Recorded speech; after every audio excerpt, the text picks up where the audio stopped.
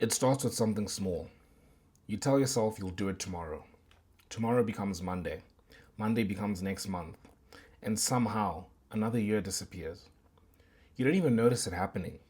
You just wake up one day and realize you're living the exact life you promised yourself you'd escape. I know that feeling because that's exactly where I found myself. At 19, I had this picture in my head of who I'd be by 24. Disciplined, in shape, building a meaningful career, making videos that actually reached people, living with purpose. Then one day, I looked around and I realized I'd become the man I was terrified of becoming. Not because I failed, because I kept postponing my life. I was always learning, always planning, always waiting until I felt more ready. Waiting until Monday, waiting until I had more motivation, waiting until I had more confidence. But while I was waiting, life kept moving. The uncomfortable truth is that procrastination rarely looks like laziness. It looks responsible. It looks productive. It looks like you're working on yourself. But underneath all of it is the same reality. You're delaying the life you say you want. And if nothing changes, 5 years from now, you'll still be waiting for the perfect time to start. Maybe procrastination isn't your biggest problem. Maybe it's the reason you've never become the person you know you could be. Let's talk about it. So I remember it was probably about 2 months ago. We're entering August now, so it's going to be 3 months ago. Like a week or two before my birthday. And I always have this feeling around my birthday, this reflective kind of mood where I'm just thinking back on my life and I'm like, man, where am I happy with where I'm at in life? What do I need to change, etc. Like the birthday becomes a milestone. And a few months ago, like it's before my 24th birthday, I just started thinking, I was like, man, I'm gonna be 24 now. And depending on how old you are, you react to that differently. But if you're around my age, you'll understand, right? That this thing of like, I've been young my whole life, and now I'm getting to the point where I should be a full fledged adult. Like, I am a full fledged adult. And you start thinking about, man, I'm like a quarter of the way through life if I live to 100, a third if I live to 75, right? And I wouldn't say I was having a quarter life crisis, but I was really like just feeling down about where I'm at in life. And the thing that made it bad wasn't just because, oh, I'm 24 and maybe some things aren't exactly the way I wish they would be. It was more, I spent so much time in my youth. I am still in my youth, but you get what I mean. I spent so much time in like my teenage years thinking about the kind of man I wanted to be when I'm in my 20s. If you're like me, you would have grown up watching, I say grown up watching, they've only been around for like 5 to 10 years, but watching like Yuriman Gadzi, Hamza, Chris Williamson, all these self improvement people, right? And I mean, Chris Williamson aside, you look at like Hamza, Iman Gadzi, even like I had this rapper called Dave that I like looked up to in terms of like like he just motivated me, right? Like to be better. And you look at athletes and all this stuff, right? They're all like young people killing it in life. And when you're watching that at the age of 16, 17, 18, 24, 25 is like 6, 7 years away. And it's like, man, if I lock in for the next decade, I'm gonna be somewhere incredible in my 20s. Like, no one is ever sitting there at 18 being like, man, okay, I wanna have a 20-year plan so I can be exactly where I wanna be at 38. It's always, no, in my 20s. And I guess for me, the moment to kind of come full circle, if I can say, I looked around and I'm like, to my shame, I am the man I was kind of terrified of being my whole life. Um, yeah, and then it really hit me because this version of myself I kept postponing. Like I finally got to a place where I'm like, oh, I've postponed so much, I've gotten to a place where I dreaded being. And it's not anything crazy, like it's not like my life is falling apart or anything. Just kind of I had bigger dreams for myself, like where I wanted to be in life. And yeah, I mean, you have those big dreams like, oh, I want to go be a professional footballer, I want to go be rich or whatever. But like if you're 24 and you're not like rich, it's not like the end of the world, right? Like as long as you're like working towards that. But there's certain things, man, like being in shape, for example, you know, the general things where you just like be in shape, be kind of building towards something so you can actually be financially free have a good social life, etc. Like just have a good life. I'm like, man, I have none of those things. If 18-year-old Gideon could see me now, he'd be thoroughly disappointed because life is just kind of stagnated, if I can say that. And for me, I had periods where I was really locked in with self improvement and I transformed myself quite a bit. And then I've kind of just slipped back. And I guess my biggest regret around that is not building enough escape velocity. So, for example, gym. I spent like a solid 2 years. I did a cut and then did like a bulk and another cut, and I got into really good shape. And I still reap the rewards for it. I just need to drop my weight. But I wish I could have like built escape velocity in that aspect would have been getting in such good shape that like, you're not really gonna get out of shape. You can if you eat like crap all the time, but like again, if you build enough muscle and build a good enough frame and everything, it's just kind of maintaining. That was always the plan, but I didn't build that escape velocity. Like I feel like I could still do like two or three more bulks, bulks and cut cycles. But finances as well is a big one, right? Because it's so easy to look back and be like, okay, I am kind of just having a regular job, and that was my biggest fear when I was like 18, because I was like, man, I have this dream that I want to live a free life. I don't want to be like locked in like a 9 to 5 job or whatever. And I find myself at this age locked in a 9 to 5 job, and it's more difficult to get out than it was, when you were still in university and you could use a lot of your time. And I still try and kind of retrospectively or prospectively apply it to say it is still as easy as it's going to be. Like it's only going to get harder as more and more responsibilities in life pile up. But for me, it was just kind of, you had that period where you were locked in. You really could have just like gone all the way to get yourself enough freedom to actually start living the life you wanted to live. And I don't know what your story is like, but I'm guessing you clicked on this video for a reason, and maybe for you it is a similar pain, or it's a pain that's maybe not exactly the same, but it's kind of adjacent to that. For me, the unobvious insight that I'd say I've had around this, kind of an obvious one. You kind of hear it a lot when you're watching a lot of self-improvement content, and it's this idea of self-improvement masturbation, right? And it's that it's I'm watching so many self-improvement videos. I'm doing all these little hacks and tricks and all this. I've got this. I've got red light, so I can improve my sleep. I've done this, and that. But you're not actually progressing in the things that matter, right? It's like I've spent hours watching the best diets to eat, the best workout routine to follow, and I haven't managed to string together 3 months of going to the gym consistently 3 times a week. That kind of idea. And it's damning because you don't actually make progress in the things that matter.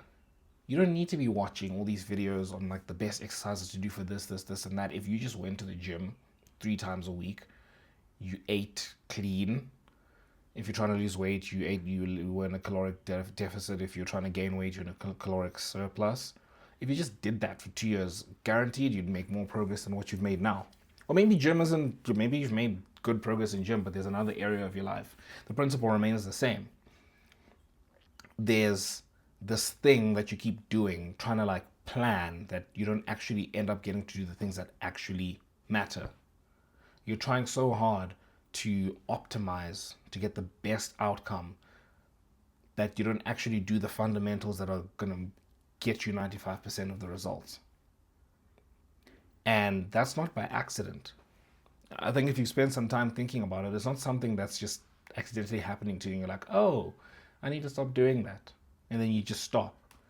It's your brain actively trying to procrastinate. It's a form of procrastination. Productive procrastination is the best way to put it, right? It's procrastination masquerading as quality control, as Chris Williamson likes to put it, right? You're putting off what you actually need to do, the hard work, the boring work, and you're covering it up, acting like I'm just trying to make sure I get the best outcome. And you know it. You know what you're doing, and you know it's killing you. It's killing your progress. And maybe you've gotten to a point where you're like, I need to actually start taking this seriously. And I think that takes me to my next point, which is the idea that action is the antidote to anxiety. And I stole that one from Chris Williamson. I think he was speaking on that point of like, if you're dealing with anxiety, you're being anxious about the future, you don't know what's going to happen, etc., etc. Anxiety hates a moving target. Like, just get into action. You can use the same logic for procrastination. It sounds kind of self-explanatory, but just stay with me for a second, right? Action is the antidote to procrastination. If you're so tired of not actually doing the things that matter and building in a manner that's actually going to change your life, maybe you need to stop looking at how can I make myself 1% better, 1% better, 1% better, and actually focus on getting the fundamentals right so you can get to a point. If the bar is 100%, stop looking at like what that 1% or that 2% is that's going to take you from 95 to 97%, and start focusing on the fundamentals that are going to get you from 0 to 95%. Because once you get to 95%, all the other stuff, yeah, you can do it if you want, but it doesn't really matter. It's not going to change your life materially. And maybe the next point you need to think about is, how long are you going to let this carry on kind of running rampant in your life? How much longer will you keep postponing your life? Because I don't know about you, I'm tired. I'm sick and tired of like living a life where I'm like, no, in the future, when I do this, then I'll finally get to experience this thing. I'm tired of that. I'm tired of continuously kicking the can down the road.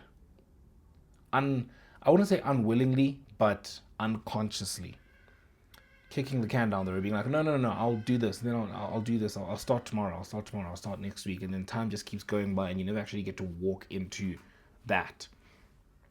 Maybe you need to have a think about it. How much longer are you going to keep postponing your life around this? And maybe you listen to this and you're like, okay, fine, Gideon, like I get it, but what do I do about it? And I think the answer is kind of in what I spoke about just now. It's, you need to become action biased. You need to have a strong bias towards action. If you're thinking of like I don't know if you're giving somebody attributes, giving them video game sliders, right? Your action needs to be really high, and your I lost my train of thought. Your action needs to be really high, and your deliberation needs to be a bit lower, right? If you're somebody who's like, man, okay, before I take an action, I need to think about everything as crazy as I need to think about every possibility, the way everything could go wrong before I actually do something. Maybe you need to be like, no. If I've done reasonable research around that, this is actually the thing I need to be doing. Maybe I need to stop trying to figure out how every which way this thing can go wrong and how I can maximize everything, and just do it. Like, just start and figure it out as I go. If you do that, it will invert your results so much. And let's use the gym as an example. You've decided, cool, I want a gym. I need to do resistance training. I've got a gym membership, or maybe you've got weights at home or whatever it is. Cool, I don't want to go to the gym and just be that guy who's like just picking up weights, doing whatever, right? Like, I need a workout routine. Cool, that's a good thing to do. You need to do that if you're going to make decent progress. Have your workout routine. You have your split. Again, you're not thinking too crazily about your split, which is the best split to do or whatever. You just figure out, okay, cool, how many days a week do I need to work out? Oh, maybe I'm new. Let me start with 3 days a week. Or maybe you want to go ham, 5 days a week.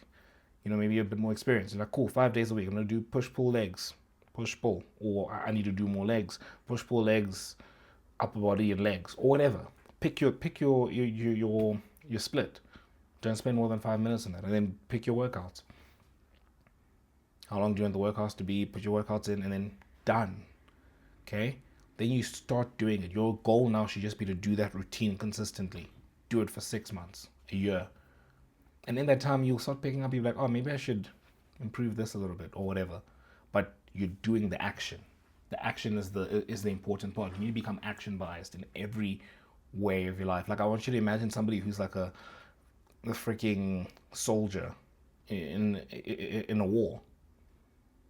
You've got, what you need to do. You've got everything. Like, you're not deliberating. Oh, is this, a soldier doesn't have time in a war to be like, oh, is this the best gun to use? Is this the best gun to use? They just have to rely on their training, and then they just go and they do what needs to be done.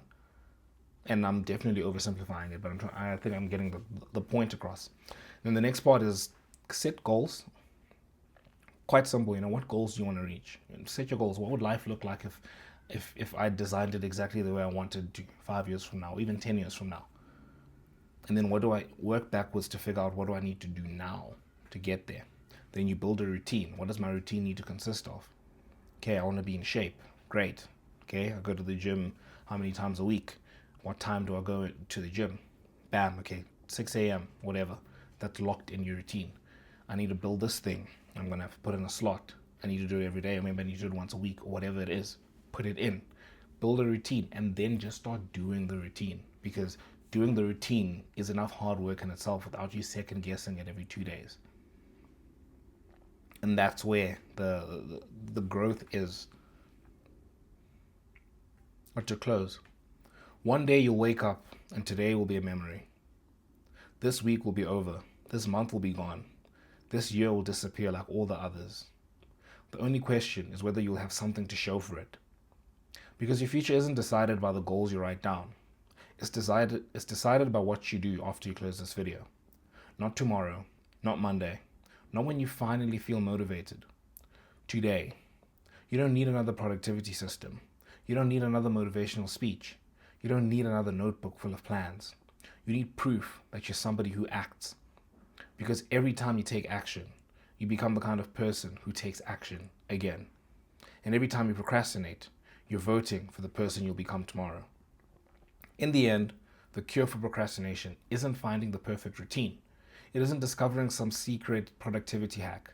It's accepting that you'll probably never feel completely ready and doing it anyway. Because your dream life isn't waiting for a future version of you. It's waiting for the decision you keep postponing. That's all from me from this video, guys. Let me know what you guys think in the comment section below. Make sure you subscribe to join the Brotherhood. We also have a Discord if you're looking for community. But until next time, see you guys.